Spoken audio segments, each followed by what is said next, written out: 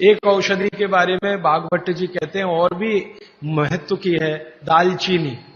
दालचीनी के बारे में भागवत जी कह रहे हैं कि वायु के जितने भी प्रकोप हैं, जैसे दमा, अस्थमा, ये वायु की बीमारियां, अस्थमा, दमा, वात की बीमारियां वायु की, तो इनको खत्म करने में या समाप्त करने में या इन बीमारियों को ठीक करने में बड़ी मदद करता है दालचीनी।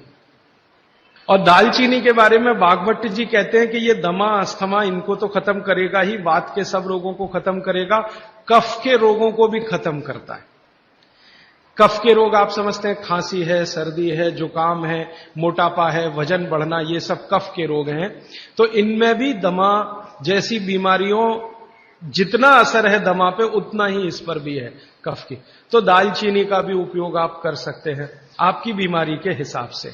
दालचीनी आप सब जानते हैं, आसानी से आपको पहचान में भी आती है। बस उसका उपयोग करते समय ध्यान रखें कि ये ज्यादा उपयोगी है पाउडर के रूप में। कई बार मैंने देखा भोजन बनाते समय हम दालचीनी का पत्ता डाल देते हैं या उसकी वो जो छाल जैसी है वो डाल, वो उतना उपयोग नहीं आता जितना पाउडर करके वो उपयोग में आता है।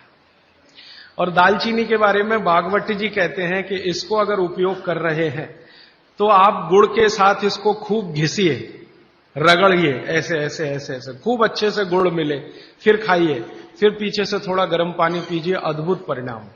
और अगर आप शहद ले सकते हैं तो शहद के साथ तो इसका मर्दन एक शब्द उन्होंने इस्तेमाल किया, मर्दन माने घिसना, रगड़ना।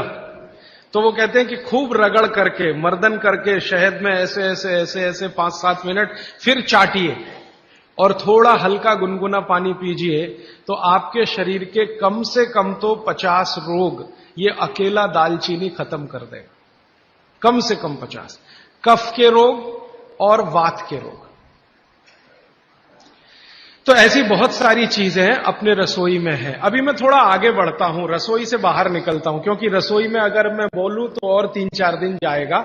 आपको और ज्यादा विस्तार से ये जानना है तो मैंने बार बार कहा है, पुस्तकें हैं। एक पुस्तक है जो रसोई घर पर ही केंद्रित है, जिसका नाम है स्वदेशी चिकित्सा, और एक दूसरी है सौंदर्य चिकित्सा, माने स्किन के जितने डिसीज हैं बाहर हैं आप ले जाइए। भागवत जी के ही सारे सूत्र हैं। बस इतना ही हमने किया है कि भाषा थोड़ी सरल की है और उपयोग आप कर सकें आज के समय में, उस हिसाब से उस सूत्र को लिखा है। लेकिन जितने सूत्र हैं किताबों में वो सब परीक्षण करके लिखे गए।